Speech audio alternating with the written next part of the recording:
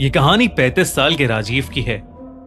राजीव एक सर्जन था और वो पिछले कुछ सालों से पोस्टमार्टम करने के लिए अपने शहर में काफी मशहूर हो गया था। राजीव कॉम्प्लेक्स से कॉम्प्लेक्स डेड बॉडीज का आसानी से पोस्टमार्टम कर लेता था। उसकी एक्सपर्टीज और कमाल के हुनर को देख शहर के सबसे बड़े हॉस्पिटल ने उसे अपॉइंट कर लिया था। राजीव को वहां काम करते करते करीब महीना भर हो गया था। वो वहां बहुत खुश था, लेकिन उसे नहीं पता था कि उसके साथ आखिरकार क्या होने वाला है। उस दिन की तारीख थी 8 मार्च 2012। होली का दिन था और सब डॉक्टर्स मोस्टली छुट्टी पर थे और इसलिए हॉस्पिटल खाली पड़ा था। पर राजीव उस दिन हॉस्पिटल में ड्यूटी पर था।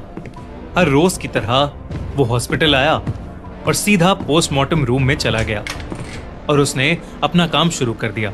उसका असिस्टेंट उस दिन छुट्टी पर था और राजीव अकेले ही बॉडी पर ऑपरेट करने वाला था।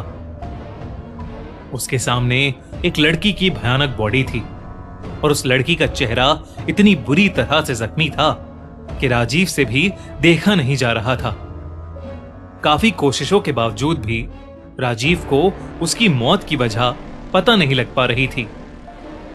राजीव को ऐसा लग रहा था जैसे उस लड़की की बॉडी कई सालों से सड़ रही हो, इसलिए कुछ भी पता लगा पाना मुश्किल हो रहा था।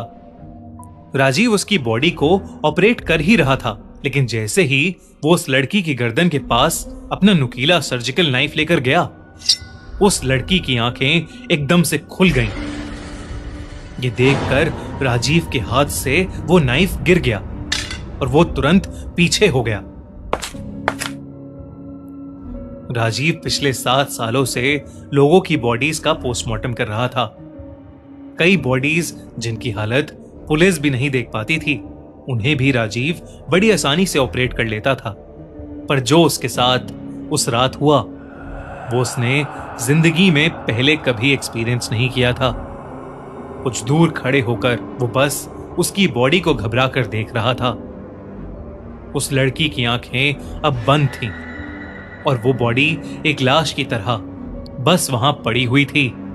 राजीव को लगा कि मरा हुआ इंसान कैसे अपनी आंखें खोल सकता है, तो उसने सोचा कि शायद ये उसका वहम होगा और उसने आगे जाकर फिर से अपना सर्जिकल नाइफ उठा लिया। राजीव ने उस लड़की की गर्दन में चाकू का ब्लेड घुसाया और उसकी खाल को गर्दन से नीचे चीरने लगा। लेकिन ऐसा करते ही उस लड़की की आंखें फिर एक बार खुली और दाईं से बाईं ओर घूमने लगी। देखते ही देखते उस लड़की की आंखों का रंग गायब हो गया और उसकी दोनों आंखें बिल्कुल सफेद पड़ गईं। इसके बाद उस लड़की के हाथों की उंगलियां और दोनों पैर जोर से हिलने लगे। ये सब देखकर राजीव बहुत ज्यादा डर गया और वो उस बॉडी से दूर हो गया। काफी देर तक उस बॉडी में कोई मूवमेंट नहीं हुई। बॉडी चेक करने पर उसकी कोई पल्स नहीं थी और ना ही उसका दिल धड़क रहा था।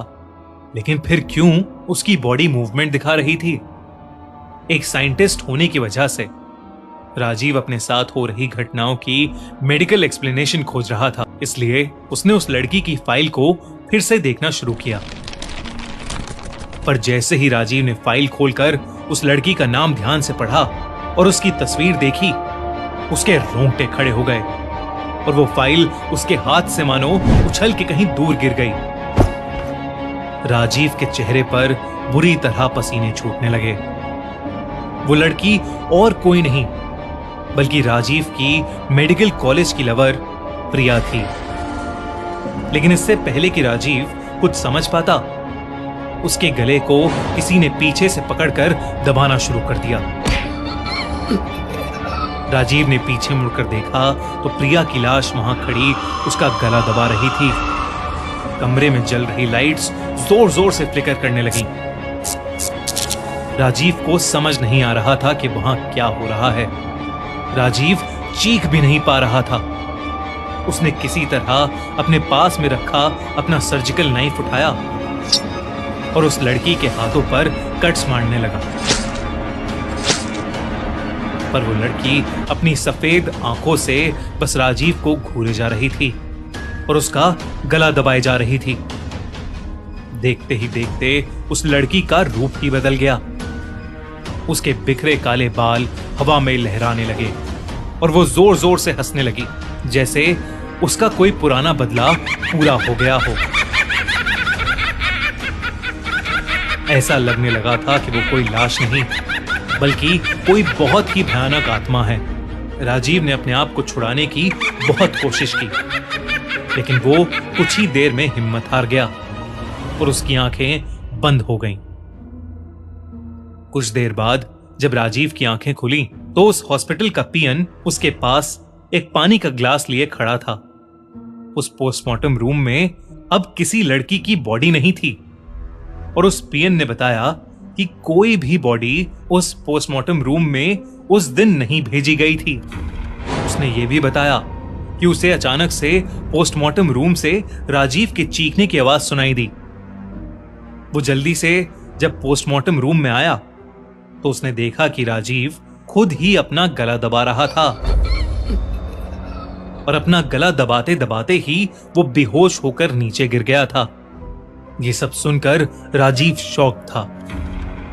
जब उसने प्रिया के बारे में रिसर्च की तो उसे मालूम पड़ा कि मेडिकल कॉलेज में एक लड़का प्रिया को प्रेग्नेंट करके उसे छोड़कर चला गया था, जिसकी वजह से प्रिया ने चलती ट्रेन के सामने आकर सुसाइड कर ली।